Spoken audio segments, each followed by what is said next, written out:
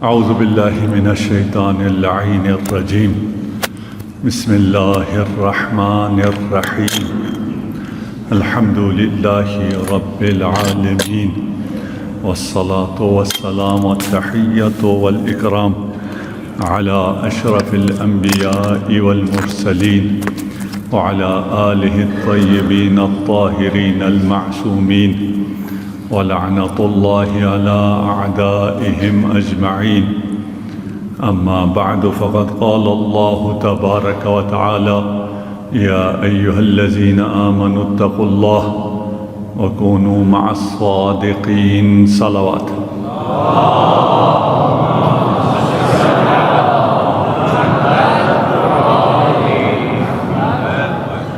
خدا کا شکر ہے کہ ان ایام فاطمیہ میں ہم فرش عزائے فاطمی پر ہیں۔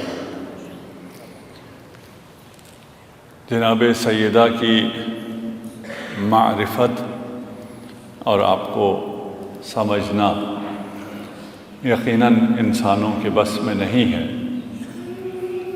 اس لیے کہ جو بھی انسان، جو بھی شخص جناب سیدہ کے بارے میں آپ کو بتائے گا، اس کی معرفت کی حد، اس کے بیان کی طاقت جناب سیدہ کی عظمتوں تک نہیں پہنچ سکتے۔ صرف ایک راستہ ممکن ہے کہ معصومین ہمیں بتائیں کہ جناب سیدہ کیا ہے، اس کے علاوہ کوئی اور راہ نہیں ہے۔ اس میں بھی مشکل یہ ہے کہ معصومین کو اور رسول خدا کو بھی حکم یہی ہے کہ لوگوں سے علی قدر عقولہم گفتگو کرو، یعنی معصومین نے بھی جو بتایا ہے وہ بھی حقیقت سے کم اس لیے ہے کہ ہم بہت کم تر ہیں، ہماری سمجھ اس سے بہت کم ہے کہ ہم جناب سیدہ کی عظمت کو سمجھ سکیں۔ وہ ہستی جو بالکل منفرد ہستی ہے، جس جیسی ہستی، جس جیسی ذات، جس جیسا وجود، تھوڑا زیادہ ہو گیا، اس کو کم رکھیں، خدا نے دوسرا خلق نہیں کیا جس کی کوئی اور نظیر نہیں ہے۔ ایسی انفرادیت ہے جس انفرادیت میں کوئی اور شریک نہیں ہے۔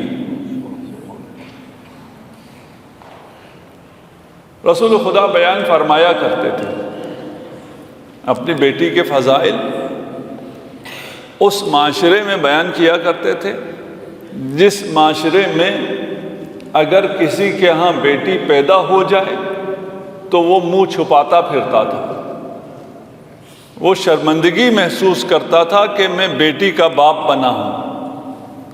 اس معاشرے میں رسول خدا جناب سیدہ کو لا کر لوگوں کے سامنے بتاتے تھے کہ یہ میری بیٹی فاطمہ ہے، ہی روحی التی بین جنبی، یہ میری روح ہے۔ اب میری سمجھ بہت کم ہے کہ میں ان گفتگو کو، ان کلمات، نورانی کلمات کو سمجھ سکوں کہ ختمی مرتبت کی روح کا کیا مطلب ہے۔ رسول خدا مبالغہ نہیں کرتے۔ رسول خدا جب فرما رہے ہیں کہ فاطمہ سیدہ میری روح ہے، تو اس کا مطلب ہے کہ روح ہے۔ فاطمہ تو بضعۃ منی، فاطمہ میرا حصہ ہے، تو پھر خاتمیت کا حصہ جناب سیدہ ہیں۔ وسعت روح خاتم، وہ روح جسے سیدہ قرار دیا گیا ہے، اس کی وسعت کیا ہے؟ وہ کتنی وسیع ہے. ہمارے لیے یہ کائنات تقریباً لامحدود ہے. یہ محدود کائنات ہمیں پتہ ہے محدود ہے، اور شروع ایک سنگولیرٹی سے ہوا ہے. ایک بہت چھوٹے سے نقطے سے شروع ہونے والی یہ کائنات آپ کے لیے لامحدود ہے، اس لیے کہ آپ اس کے حدود تک نہیں پہنچ سکتے ہیں. پتہ ہے محدود ہے، پتہ ہے کچھ عرصہ پہلے، سال نوری سال، ہمارے سال میں کچھ سال پہلے یہ ایک نقطہ تھا، لیکن یہ ابھی اتنا پھیل چکا ہے کہ اس کی وسعتوں کو ہم درک نہیں کر سکتے ہیں. تو یہ کائنات جس روح کی وجہ سے خلق ہوئی ہے، یہ افلاک جس روح کی وجہ سے خلق ہوئی ہے، اس روح کی عظمت، جتنے بشر ہیں، جتنے لوگ ہیں، اور مخصوصاً امت محمدی میں، ان سب پر رسول خدا شاہد ہیں، گواہ ہیں. انا ارسلناک شاہدا، ہم نے آپ کو گواہ بنا کر بھیجا ہے. آپ کے، میرے اور قیامت تک آنے والے تمام اعمال، تمام لوگوں کے تمام اعمال پر گواہ اللہ کے رسول ہیں. یہ تو قرآن ہے. یہ روح کتنی وسیع ہونی چاہیے، کتنی لامحدود ہونی چاہیے کہ ان تمام انسانوں کے ہر عمل کی گواہی دے سکے. وہ روح جناب سیدہ فاطمہ الزہرا سلام اللہ علیہا، صلوات پڑھ دیجیے محمد علیہ.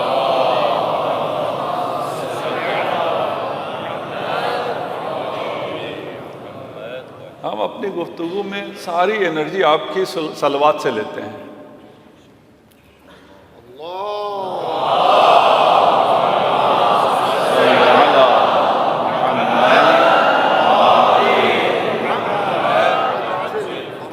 اور نہ فقط میں، ہم سب یہ جو کچھ سمجھ رہے ہوتے ہیں، یہ سب انہی صلوات اور انہی درود کی برکت سے ہوتا ہے. صلوات پڑھ دیجیے محمد و آل محمد.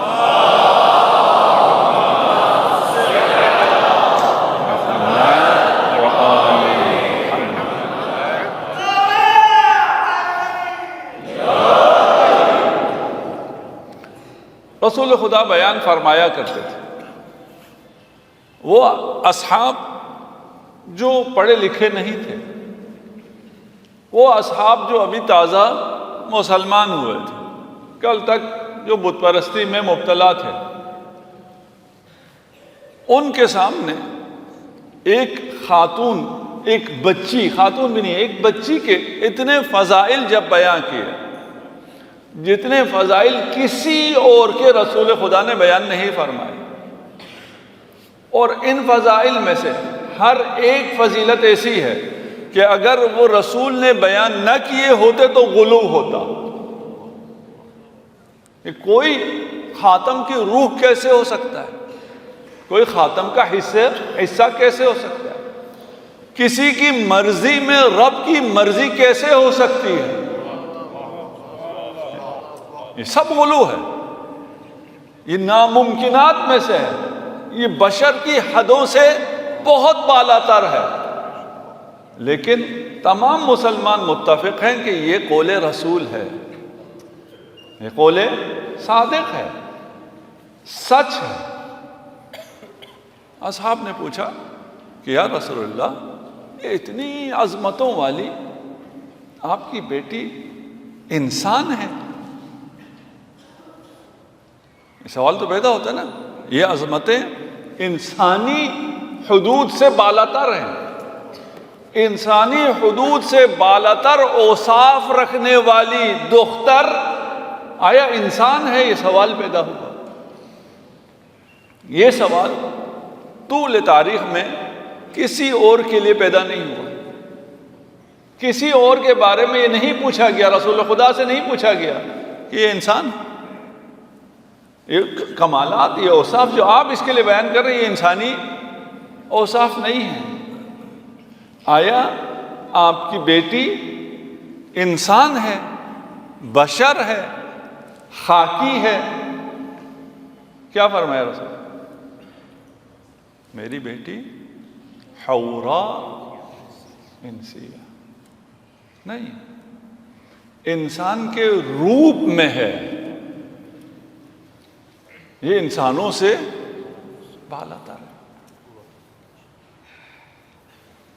یا رسول اللہ تھوڑا سا اور بتائیے، اگر انسان حورا انسیہ ہے پھر تو اشتیاق ہوا، جو آپ تک پہنچا ہے، جو ہم تک پہنچا ہے، اب مجھے نہیں پتا وہ کتنے پرسنٹ ہے، لیکن میرا خیال ہے وہ 10% بھی نہیں ہے جو رسول نے بیان کیا ہے۔ اس زمانے سے، جس زمانے میں جو چاہنے والے ہیں انہوں نے خوف کی وجہ سے، جو دشمن ہیں انہوں نے حسد کی وجہ سے امیر المؤمنین کے فضائل کو چھپائے ہوں، امیر المؤمنین سے زیادہ انہیں جناب سیدہ کے فضائل سے مسئلہ تھا۔ زیادہ مسئلہ ادھر ہے، امیر المؤمنین کی عزاداری میں آ سکتے ہیں، جناب سیدہ کی عزاداری میں نہیں آ سکتے، بہت بڑا فرق ہے۔ امیر المؤمنین کے فضائل کا اعتراف کر سکتے ہیں، جناب فاطمہ کے فضائل کا اعتراف پھر معنی رکھتا ہے۔ ان فضائل کو اگر اعتراف کریں تو پھر بات ختم ہو جاتی ہے، مشکلات حل ہو جاتی ہیں، حق و باطل کا فرق پتہ چل جاتا ہے۔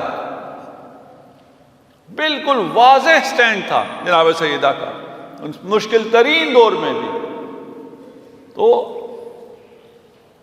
ایسی ہستی جس کے بارے میں رسول خدا ارشاد فرما رہے ہیں کہ یہ حورا انسیہ ہے، یہ خلق کب ہوئی؟ یہ عالم ارواح سے بھی پہلے خلق ہوئی ہے، اور اسے خلق کرنے سے پہلے خدا نے اسے چن لیا تھا۔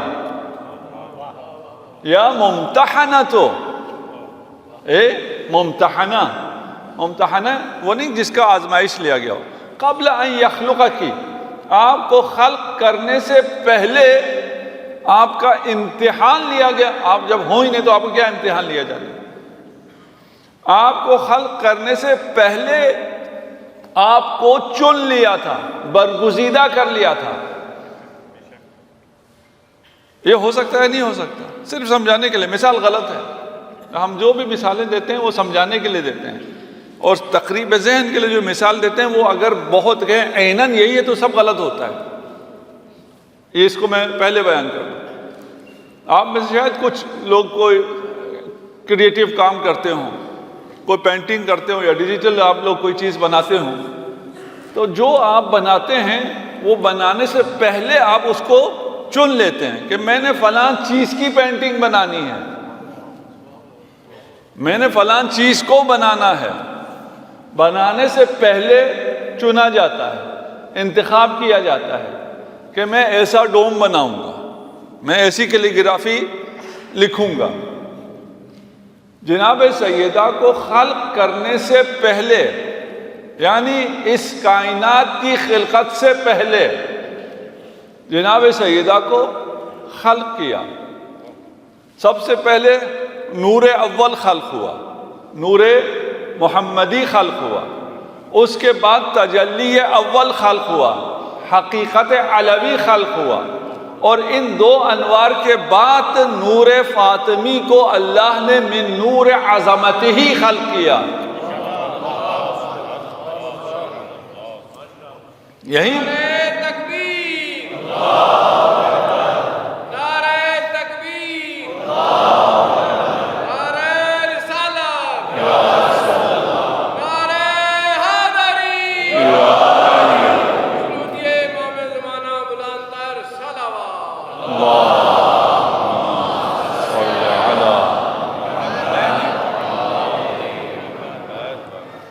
یہی انسان حیران پریشان کہ یہ کیا حقائق ہیں، لیکن فضیلت پھر آگے چلتی ہے۔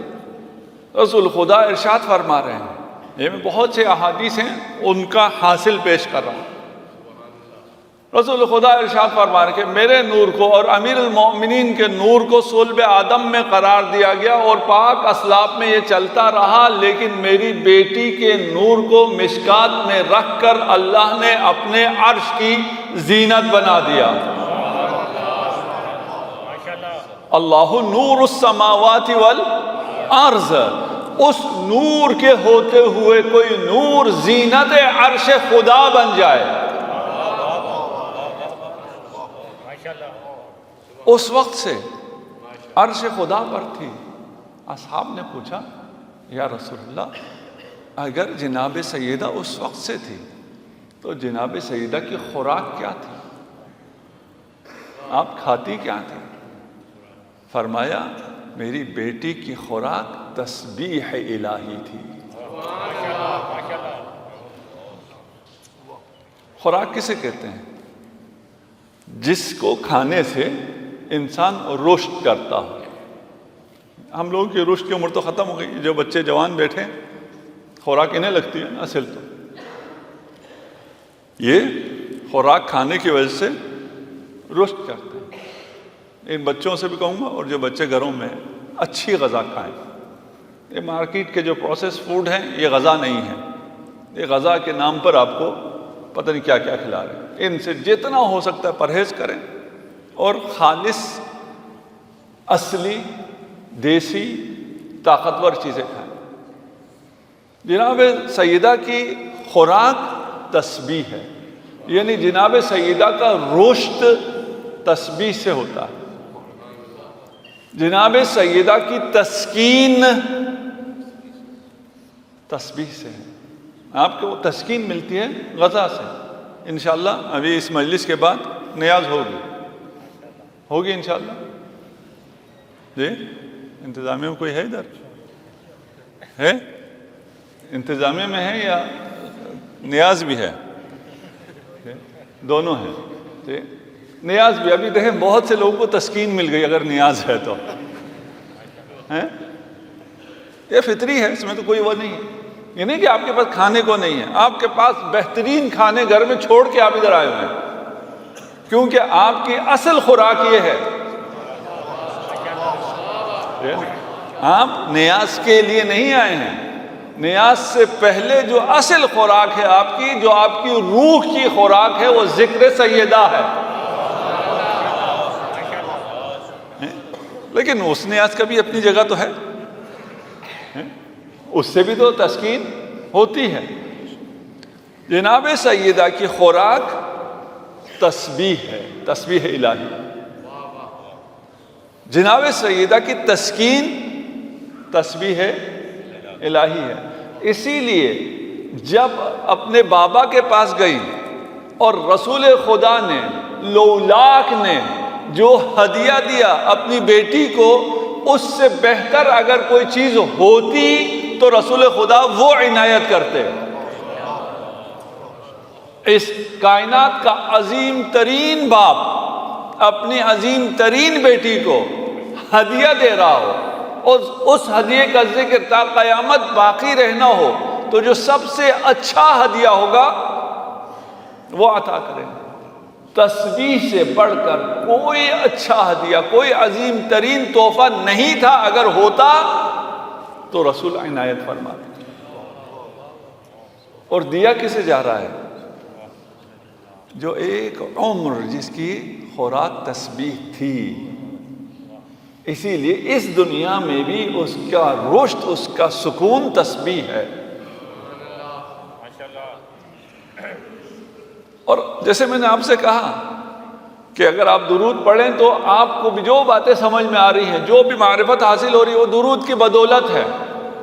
کیوں؟ اس لیے کہ اگر آپ کوئی چیز بلندیوں کو ملے تو بلندی کا کام یہی ہوتا ہے کہ وہ اپنی چیز نیچے جو لوگ ہیں ان کو بانٹ دیں، انہیں عطا کر دیں۔ آپ جو اللہ کی رحمت اہل بیت پر مانگتے ہیں تو وہ اہل بیت ان رحمتوں کو آپ تک منتقل کر دیتے ہیں، آپ تک پہنچا دیتے ہیں۔ یہ تسبیح جناب سیدہ کو جو ہدیہ ملا، اس تسبیح کو جناب سیدہ نے آپ کو ہدیہ دے دیا ہے۔ قیامت تک کے محبین زہرا کے لیے ہدیہ ہے، تحفہ ہے۔ اسی لیے امام جعفر صادق علیہ السلام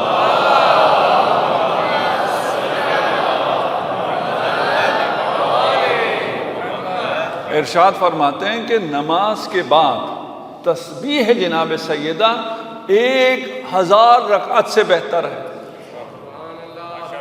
یعنی امام کا 1000 رکعت، البتہ تسبیح بھی امام کی، ہاں آپ کی تسبیح امام کے 1000 رکعت سے بڑھ کر نہیں ہے، آپ کے اپنے 1000 رکعت سے بڑھ کر۔ ایک تسبیح 1000 رکعت سے بڑھ کر ہے۔ کیوں؟ اس لیے کہ اس کو نسبت جناب سیدہ سے ہے۔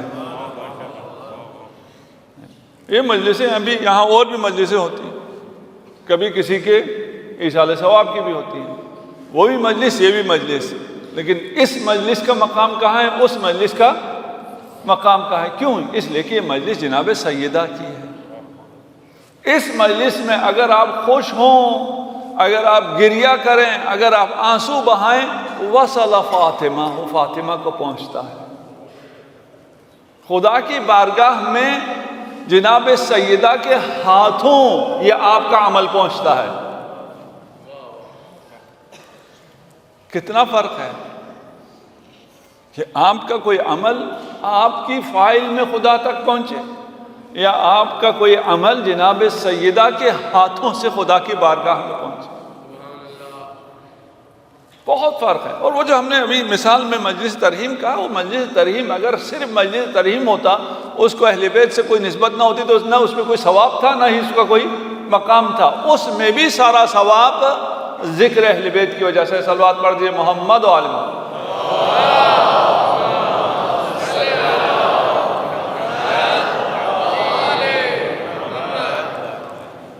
جناب سیدہ کی علمی عظمت، اس کو بھی بیان کیا جا سکتا، ہو سکتا ہے جو 2 مجالس مزید رہ گئی ہیں اس میں ہم کچھ بیان کریں۔ جناب سیدہ کا مصحف، اس پہ بھی میں صرف یہ بتا رہا ہوں، اس لیے بتا رہا ہوں وقت کم ہے، 2 مجالس سے زیادہ نہیں ہے، ایک مجلس تقریباً ہو چکی، تو جو آپ لوگوں کو چاہیے ہوگا یا جو خدا توفیق دے گا وہ ہم بیان کر دیں گے۔ اور میرا ایمان ہے کہ جو جناب سیدہ چاہیں وہی ہوتا ہے۔ اگر ان کی رضا ہوئی تو ان ابحاث میں سے کچھ باتیں بیان ہو جائیں گی۔ اور یہ مجالس بھی ہمیں خوشی یہ ہے کہ پہلے سے پلان نہیں تھا، اس لیے آپ کو ابھی چند دنوں پہلے ہی اس کی اطلاع ہوئی۔ ہم سے پوچھا گیا، ہم نے کہا اس سے بڑھ کے اور کیا ہو سکتا ہے کہ جناب سیدہ کا ذکر ہو جائے اور کوئی خدمت شاید قبول ہو جائے۔ یہ وہ ذات ہے، یہ وہ انفرادیت حاصل ہے جس کا وجود، جس کا ہونا خیر کثیر ہے۔ انا اعطیناک الکوثر۔ آپ ابھی مسجد کوثر میں بیٹھے ہیں، یہ بھی ایک مصداق خیر کثیر ہے۔ اور وہ خیر کثیر ان بلند زوات کو جب نصیب ہوتا ہے تو وہ ان در پر آنے والے بیکاریوں کو عطا کر دیتے ہیں۔ یہ خیر کثیر آپ تک بھی پہنچ رہا ہے۔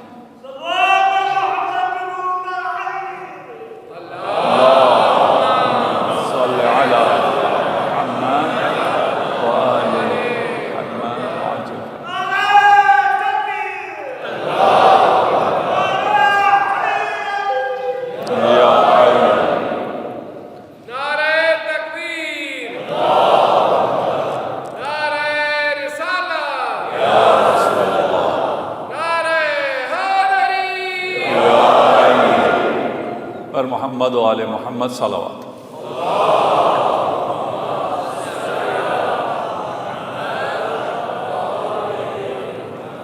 حضرت سیدہ پہ بلند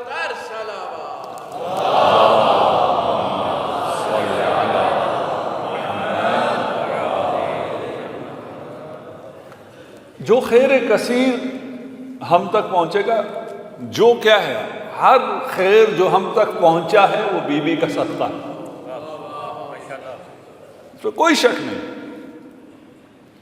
کوئی دو رائے ہے ہی نہیں، کوئی ایسا خیر وجود رکھتا ہی نہیں ہے جو کسی بشر تک پہنچا ہو اور واسطہ در فیض جناب سیدہ نہ ہو، آپ کے توسط سے پہنچتا ہے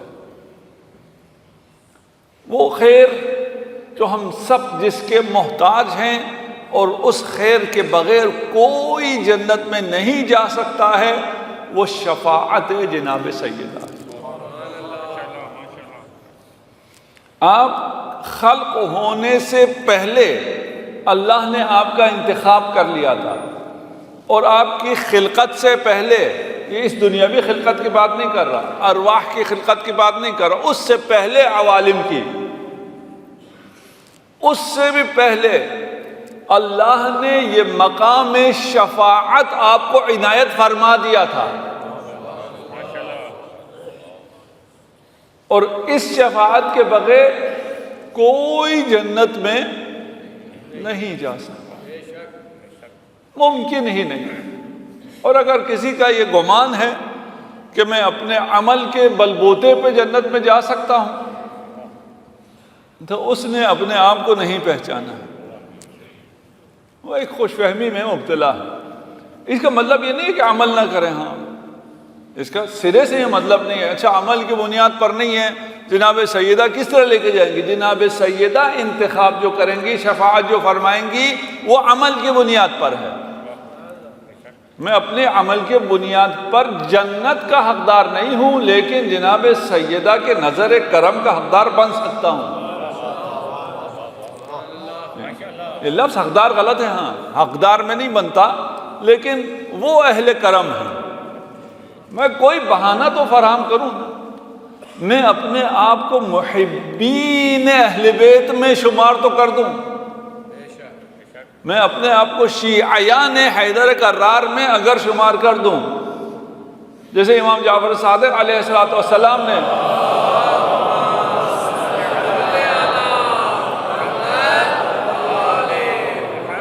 فرمایا اتنا کر کے آ جاؤ کہ قیامت کے دن پہچانے جاؤ،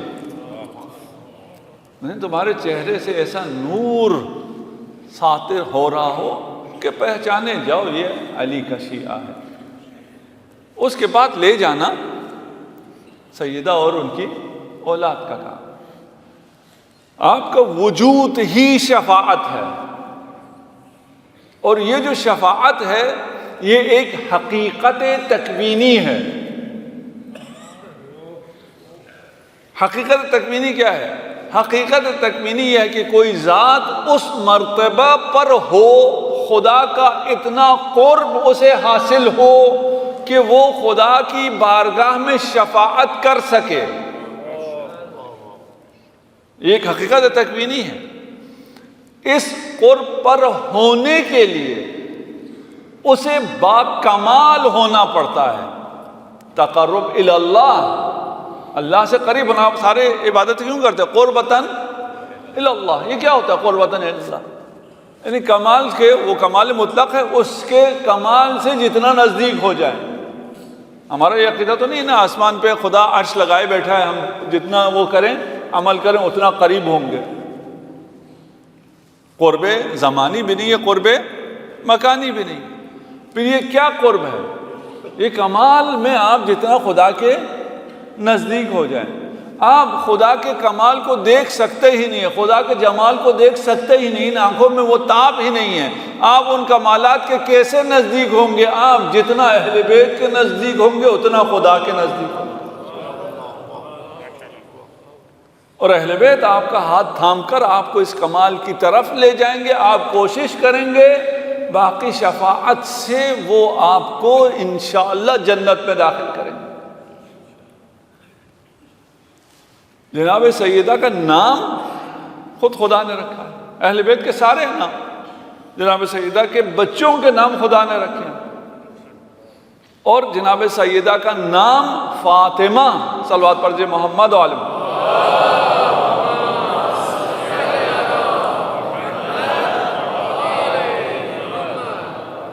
اس کا ایک معنی یہ ہے، اس لیے جناب سیدہ کا یہ نام ہے کہ آپ اپنے چاہنے والوں کو آتش جہنم سے بچائیں گی، آتش جہنم سے جدا کریں گے۔ یہ شفاعت ہے نا، کیسے جدا کریں گے؟ شفاعت کے ذریعے جدا کریں گے۔ مقام شفاعت جناب سیدہ کو اس دنیا نہیں، اس وجود میں آنے سے پہلے عطا ہو گیا تھا، اور اس کے بعد جتنے مراحل ہیں، کبھی وقت ہوا تو سارے مراحل بیان کریں گے۔ جناب سیدہ کا اس دنیا میں آنا آپ کی شفاعت ہے، جناب سیدہ کو جو ہدیہ ملا وہ آپ کی شفاعت ہے۔ تسبیح جناب سیدہ کی بات کر لی، جناب سیدہ کا مہر آپ کی شفاعت ہے۔ مہر میں کیا مانگا رسول خدا سے؟ میں امت کے گناہگاروں کی شفاعت کا حق مانگتی ہوں۔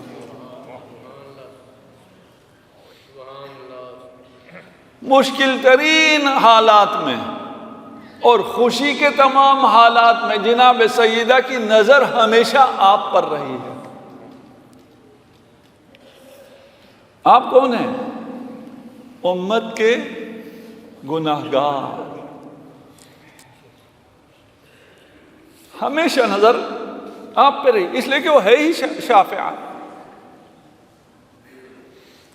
محشر پہ جب وارد ہوں گے تو آپ کا میدان محشر میں آنا شفاعت، میدان محشر میں رکیں گی شفاعت، میدان محشر سے چلیں گی شفاعت، در جنت پر پہنچیں گی شفاعت، در جنت سے جنت میں داخل ہو جائیں تو لباس جناب سیدہ شفاعت۔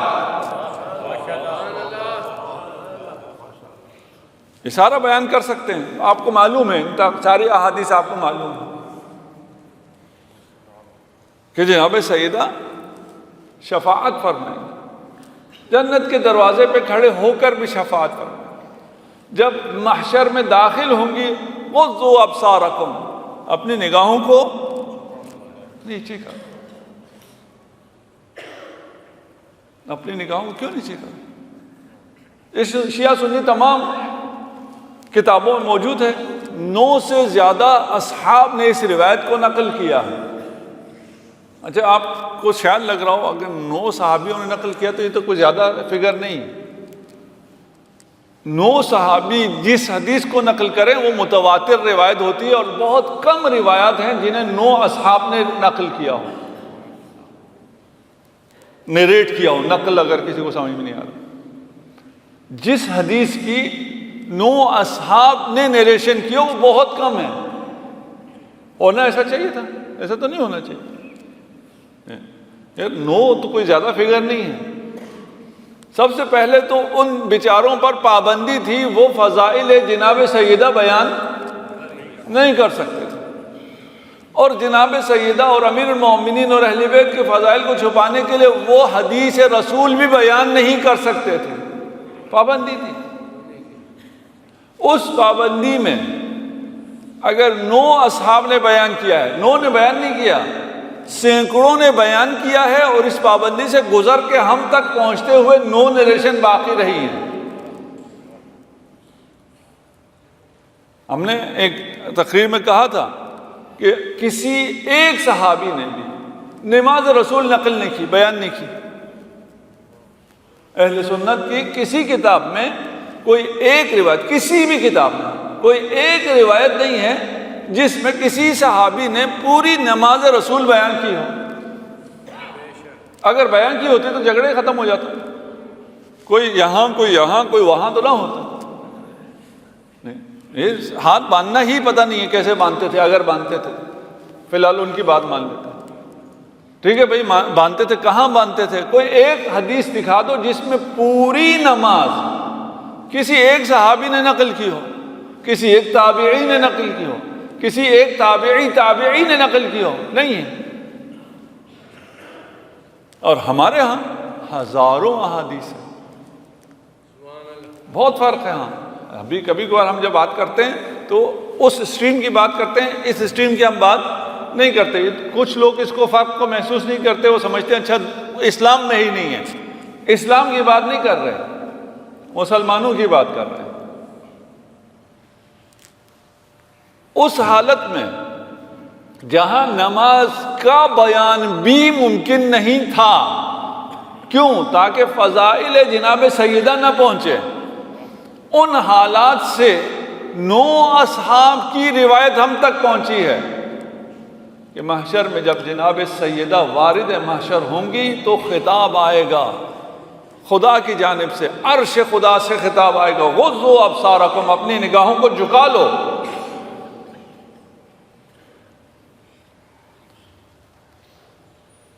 ان تمام اصحاب سے آنے کے بعد، اور یہ ان منفرد روایات میں سے جسے ہمارے تمام ائمہ نے نقل کیا ہے، یعنی ایک حدیث جو تمام ائمہ سے ہم تک پہنچی ہو، یہ بھی نادر ہے۔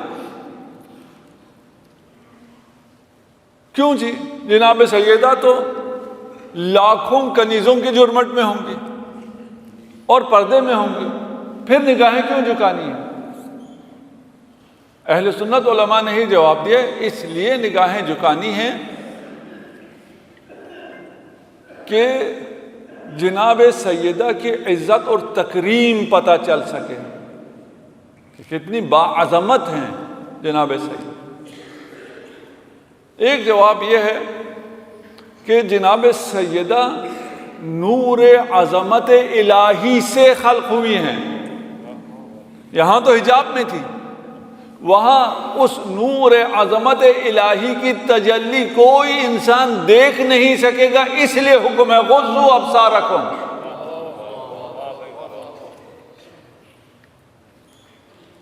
اس محشر میں تیسری تعویل ہے، کسی اور دن بیان کروں، اس میں آپ کا آنا، آپ کی تشریف آوری اور آپ کے احترام میں جھکنے والی نظروں کو جو ثواب ملے گا، ہو سکتا ہے اسی کی وجہ سے بھی کچھ لوگ جنت میں داخل ہو جائیں،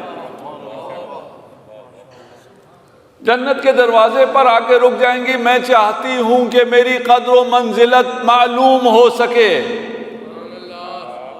یعنی اتنا بڑا مظاہرہ ہوا ہے قدر و منزلت جناب سیدہ کے لیے، تمام خلائق کی نظروں کو جھکا دیا گیا ہے، اس کے بعد بھی لوگوں پہ واضح نہیں ہوا۔ جناب سیدہ فرما رہی میں چاہتی ہوں آج سب کو پتہ چل جائے۔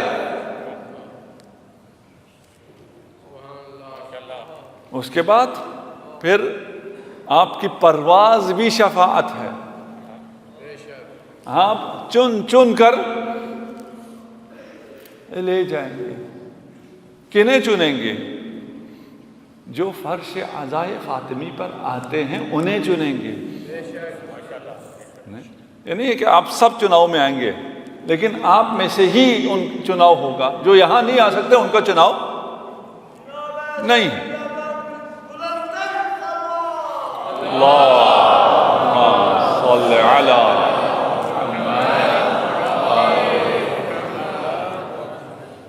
پھر یہ ایسا اکسیر ہے کہ جن کو جناب سیدہ کی شفاعت ملے گی وہ جب جنت کے دروازے پہ پہنچیں گے، ابھی بڑا آسان ہے کہنا جنت، لیکن جس کی نظر پڑے اس جنت پر اور اس کی نورانیت پر، اس کشش کو دیکھ کر کوئی نظریں پھیر سکے ممکن نہیں ہے، لیکن جناب سیدہ جن کا انتخاب فرمائیں گی، جن کی شفاعت فرمائیں گی، وہ جب جنت کے دروازے پر آئیں گے وہ بھی رک جائیں گے۔ یا رب، ہم چاہتے ہیں ہماری بھی قدر و منزلت پتہ چلے، بھائی تم نے ایسا کیا کیا ہے؟ جناب سیدہ کی نظر کرم ہم پر پڑی،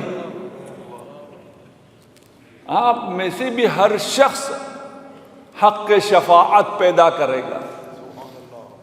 کہا جائے گا جاؤ محشر میں اور دیکھو کس نے محبت فاطمہ میں تمہیں پانی پلایا تھا، کس نے محبت سیدہ میں تمہیں کھانا کھلایا تھا۔ یہ کھلانا، اس پہ بڑی تاکید ہے، اور جناب سیدہ کی محبت میں کھلانا۔ یہاں شاید اگر سبیلیں لگی ہوئی ہیں تو کھڑے ہو کے پلائیں پانی، یہی کافی ہے، وہ قبول کرنے والے ہیں، وہ یہ نہیں دیکھیں گے پانی کس نے رکھا تھا، کس نے کیا کیا تھا، آپ اس کو اٹھا کر پلائیں۔ میں خود جب پہلی دفعہ عتبات کھلے، جب یہ صدام ملعون کے جانے کے بعد پہلی دفعہ میں عراق میں انٹر ہوا تھا، بائی روڈ ہم جا رہے تھے تو پہلا جو گاؤں آیا بچے پانی لے کے آئے اور آپس میں لڑ رہے تھے کہ کون پانی پلائے گا۔ چھوٹی سی گاڑی تھی، اس میں چند لوگ بیٹھے ہوئے تھے، 4 لوگ گاڑی میں بیٹھے ہوئے اور 10-15 بچے پانی لے کے آئے اور آپس میں لڑ رہے کہ کون پانی پلائے، کس کا پانی پئیں۔ میں نے کہا آخر میں کوئی پیسے مانگتے ہوں گے، اتنے لڑنے کی کیا بات ہے کہ کس کے ہاتھ سے ہم پانی پئیں گے۔ ایسی کوئی بڑی شخصیت تو ہم بھی نہیں ہیں کہ وہ ہمیں پانی دینے کے بعد کوئی تصویر بنائے گا، اپنے فیس بک پہ چڑھائے گا کہ فلانی کو پانی میں نے دیا۔ یہ کیا ہو رہا ہے؟ پانی وانی پینے کے بعد ہم نے انتظار کیا، کیا ہوگا؟ کچھ بھی نہیں ہوگا۔ جس نے دیا وہ بالکل بے اعتنائی سے چلا گیا کہ آپ نے پانی پی لیا، اس کا مقصد پورا ہو گیا۔ کہ یہ ایسا کیوں ہے؟ کہا یہ زائر حسین کو پانی پلانے کی فضیلت کو جانتے ہیں، اس کی برکات کو ان بچوں نے محسوس کیا ہوا ہے، لمس کیا ہوا ہے، پایا ہوا ہے۔ ہم بھی یہاں سبیلے لگاتے ہیں لیکن اس طرح ڈیسپریٹلی ہم پانی نہیں پلاتے۔ ہمیں وہ احساس نہیں ہوتا کہ اگر میں نے کسی کو پانی پلا دیا تو میں کامیاب ہو گیا ہوں۔ میں اپنے بات کر رہا ہوں، اور جو معمولاً میں دیکھتا ہوں یہ احساس یہاں نہیں ہے۔ ہم اس بندے کا شکریہ ادا نہیں کرتے جس نے ہمارے ہاتھ سے نیاز لی ہے۔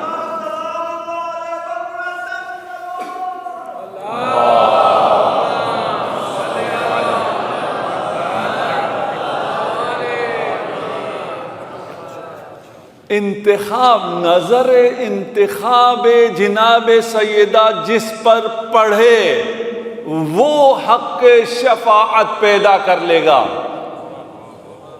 وہ کون تھا؟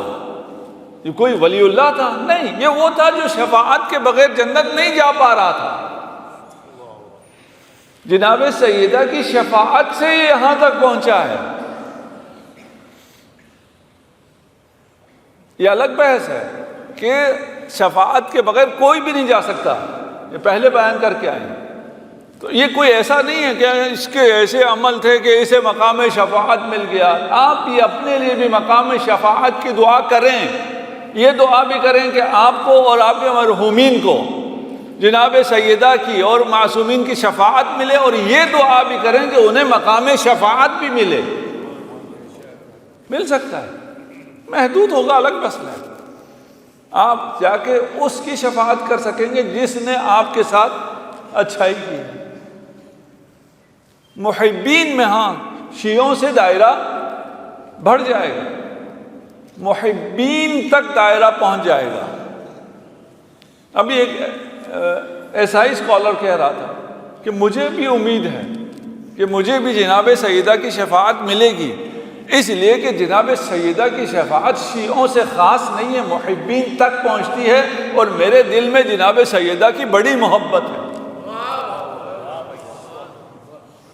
اب اس بحث میں ہم نہیں ہیں کہ پہنچے گی نہیں پہنچے گی، لیکن اس کا ایمان یہ ہے، ہمارا تو یہ ایمان ہو سکتا ہے۔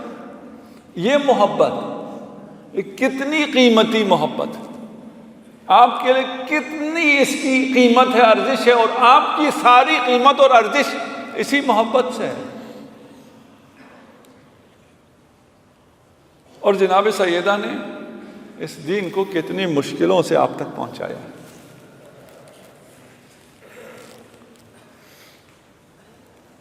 میرے پاس کفن بھی باقی نہیں بچا، مجھے حیا آتی ہے میں رسول خدا کی بارگاہ میں جا کر یہ بات بھی کروں کہ میں نے آپ کی راہ میں سب کچھ دے دیا، میرے پاس کفن بھی نہیں۔ رسول خدا نے اپنی قمیص عنایت کی، جبرائیل نازل ہوا، خدیجہ نے اپنا مال میری راہ میں دیا ہے، کفن بھی میں دوں گا۔ خدا کی جانب سے جنت سے آیا ہوا یہ پہلا کفن ہے۔ رسول خدا نے جب یہ کفن پیش کیا، حضرت خدیجہ سے پوچھا کوئی اور خواہش ہو؟ فن پیش کیا.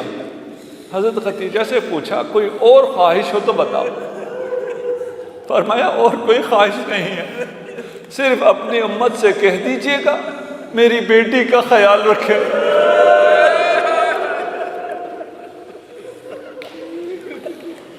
یہ سن کے آپ کی آنکھوں میں آنسو آ گئے. یہ سن کے رسول خدا نے زار و قطار رونا شروع کی. محاسن رسول آنسوؤں سے پر ہو گئے. حضرت خدیجہ نے تڑپ کر پوچھا یا رسول اللہ میں نے ایسا کیا کہہ دیا؟ آپ اتنا گریہ کیوں فرما رہے؟ رسول خدا نے اشارہ کیا. منظر تبدیل ہوا. دیکھا ایک گھر ہے، ایک ضعیفہ ہے، سر پر موت کی پٹی بندھی ہوئی ہے، دیوار کا سہارا لے لے کر چل رہی ہے. یغشا علیہا ساعتاً بعد ساعہ، ہر کچھ دیر بعد بے ہوش ہو کر گر پڑتی ہے. حضرت خدیجہ نے پوچھا یا رسول اللہ یہ ضعیفہ کون ہے؟ رسول خدا نے فرمایا خدیجہ اپنی بیٹی زہرا کو نہ پہچانا.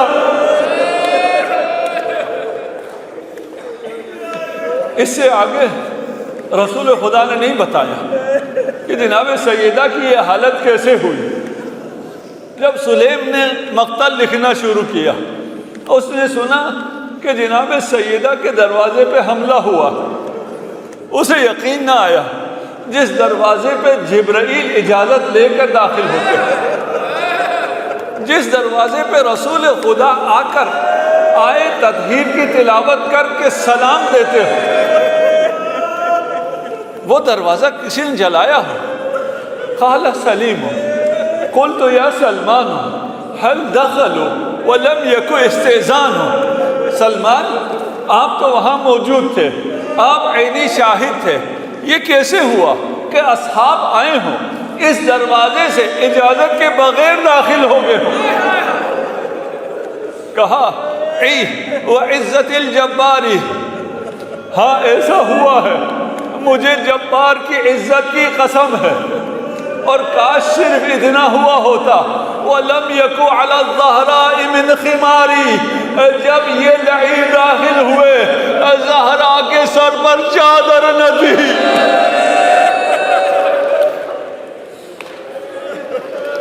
اجرکم علی اللہ. لوگ کہتے ہیں اگر علی گھر میں تھے تو زہرا دروازہ کھولنے کیوں آئی؟ جناب سیدہ دروازہ کھولنے نہیں آئی. جناب سیدہ یہ بتانے آئی تھی کہ جس گھر کو تم جلانا چاہتے ہو اس گھر میں فاطمہ ہے. پہلے ایک گروہ آیا تھا، جب اسے پتا چلا کہ اس گھر میں سیدہ ہے وہ واپس چلا گیا. دوسرا گروہ آیا، اسے پتا چلا وہ واپس چلا گیا. لیکن جب تیسرا گروہ آیا اور جناب سیدہ نے فرمایا اس گھر میں فاطمہ ہے، تو کہنے والے نے کہا وہ ان ہوا کرے. وہ خود کہتا ہے میں نے زور زور سے دروازے کو بجانا شروع کیا اور دروازہ کھولنے کی کوشش کی، لیکن جناب سیدہ نے اپنے سینے سے دروازے کو روکے رکھا. جب دروازہ نہ کھلا میں نے کہا آگ لے کر آؤ. دروازہ جلنے لگا. جناب سیدہ فرماتی ہے دروازے کی آگ کی تبش میں نے محسوس کرنا شروع کی. العین خود کہتا ہے میں نے لات ماری، دروازہ ٹوٹا، دروازہ گرا. میں کہتا ہوں کاش دروازہ گرا ہوتا، دروازے سے پہلے سیدہ گری.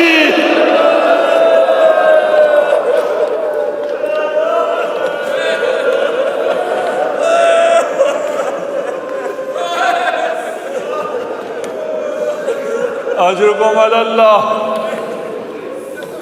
دروازہ جناب سیدہ پر گرا. جو لوگ آئے تھے کاش وہ گھر کے اندر داخل ہو گئے ہوتے، وہ دروازہ رونتے ہوئے اندر داخل ہوئے، کاش صرف دروازہ رونتے ہوئے آئے ہوں، وہ جناب سیدہ کو رونتے ہوئے داخل ہوئے، جس کے ہاتھ میں تازیانہ وہ تازیانہ مارتے ہوئے، جس کے ہاتھ میں شمشیر وہ غلاف شمشیر۔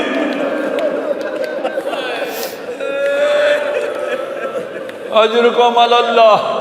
کاش صرف اتنا ہوا ہوتا، تاریخ نے جناب سیدہ کی آواز نہ سنی ہوتی، فضا میری مدد کو آؤ، میرا محسن شہید۔